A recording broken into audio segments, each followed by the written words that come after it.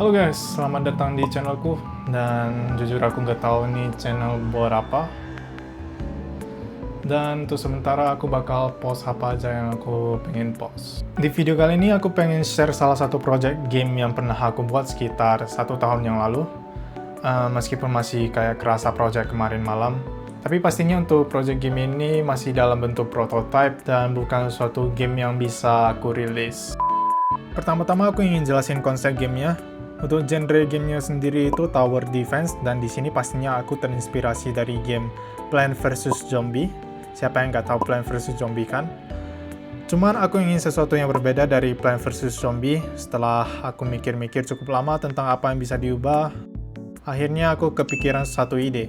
Kalau kita lihat dari gameplaynya Plants vs Zombie, mapnya itu dibagi menjadi tile kotak-kotak. Nah, apa yang berbeda dari kotak?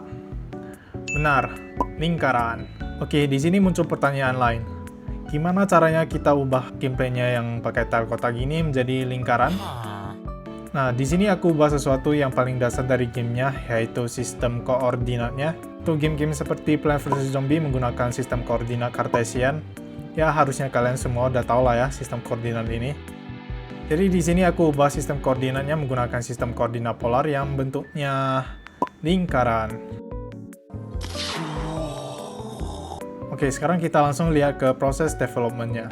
Di sini aku mulai dengan menggambar sistem koordinat polarnya di editor atau di aplikasi Unity-nya, bukan di game aslinya. Tujuannya biar aku bisa testing sistemnya dengan mudah. Untuk logiknya aku belajar dari Freya Hormer, nanti aku bakal link videonya di deskripsi buat kalian yang penasaran. Tapi di sini ada satu masalah yang aku hadapi, yaitu di snapping objeknya. Kalau ikutin logiknya dari Freya Hormer, snappingnya itu di perbatasan garis-garisnya seperti ini. Tapi di sini aku mau snappingnya di tengah-tengahnya atau di tempat yang kosong. Setelah kerasukan roh Albert Einstein, akhirnya aku berhasil dapat logic snapping yang aku mau. Aku udah lupa berapa lama buat solve problem ini, tapi yang pastinya berjam-jam. Nice. Selanjutnya aku mau gambar polar grade-nya ke game. Kalau yang tadi masih di editor dimana itu tidak akan bisa dilihat sama player sama sekali. Satset, duar, error, mantap. Setelah aku fix kesalahan dan kebodohan yang hakiki ini, akhirnya berhasil buat gambar polar grid-nya di game. Setelah aku kasih warna untuk garis-garisnya, dan aku buat hotbar-nya. Hotbar ini fungsinya untuk drag and drop unit atau towernya. Untuk pengerjaannya cukup straightforward, nggak ada yang aneh-aneh. Dan sekarang aku udah bisa ngedrag dan spawn unitnya dari hotbar. Selanjutnya aku buat biar unitnya nge-snap ke polar grid-nya. Karena aku udah dapat logiknya di awal, jadinya cukup gampang prosesnya. Gabungin semua fitur tadi dan keluar. Next, aku buat kamera movement-nya dimulai dari panning dan zoom. Sebenarnya secara teknikal agak ribet buat behavior-nya, karena aku juga buat agar support di HP. Tapi aku udah lupa detailnya gimana, jadi aku skip aja untuk jelasinnya. Untuk unitnya, di sini aku juga buat modelnya sendiri dan juga shadernya. Ini bukan sperma atau apapun itu, ini slime ya. Yang aku referensi dari game Dragon Quest. Cuman kalau digabungin gini, malah mirip Toket, jadi aku ubah lagi modelnya. Dan sekarang jadinya gini. Untuk yang ini aku ambil referensi dari slime Rimuru. Ya, semoga kalian bisa melihat kemiripannya. Karena udah ada unitnya, sekarang aku perlu musuhnya. Di sini juga aku buat sendiri model musuhnya. Sorry, masuk ke download. Aku coba import modelnya dan aku merasa ada yang kurang dari visualnya. Aku ingin modelnya terlihat lebih kartunis, jadi aku coba utak-atik shadernya. Dan begini hasilnya. Aku udah cukup puas dengan visualnya, tapi aku ketemu masalah lain, yaitu model ini nggak ada animasinya. Jadi aku coba buat animasi sendiri, tapi aku nggak suka dengan animasinya. Jadi aku ganti lagi modelnya. Long story short, di sini aku memperbagus lagi untuk visualnya. Meskipun masih kelihatan polos, menurutku much better daripada yang di awal.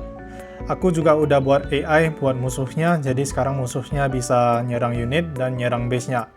Ya, jadi yang kota besar itu adalah base, ancient, atau town hall. Aku tambahin indikator attack range setiap unitnya, jadi kalian bisa tahu dia bisa attack sejauh mana. Aku juga tambahin indikator buat placement unitnya, untuk feedback kepada player jadinya semakin jelas apakah bisa place unitnya atau tidak. Untuk last touch-nya, aku bikin UI-nya pakai aset orang lain. untuk bar yang di kiri itu seperti matahari di PVZ. Jadi setiap spawn unitnya bakal konsumsi barnya. Cuman di sini barnya keisi sendiri seiring berjalannya waktu. Tapi setelah aku lihat-lihat, aku kurang senang dengan UI-nya karena style kurang pas dengan gameplaynya. Jadi aku coba buat aset sendiri dan tuar, begini hasilnya. Ya, meskipun gak cantik-cantik amat, pastinya better daripada yang tadi. Dan kira-kira begini untuk gameplay akhirnya.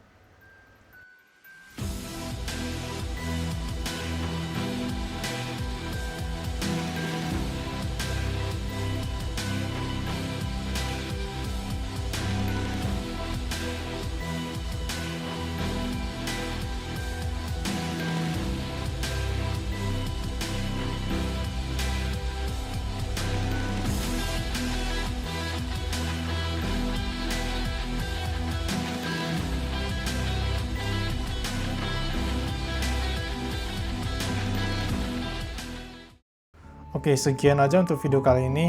Thanks for watching dan bye-bye.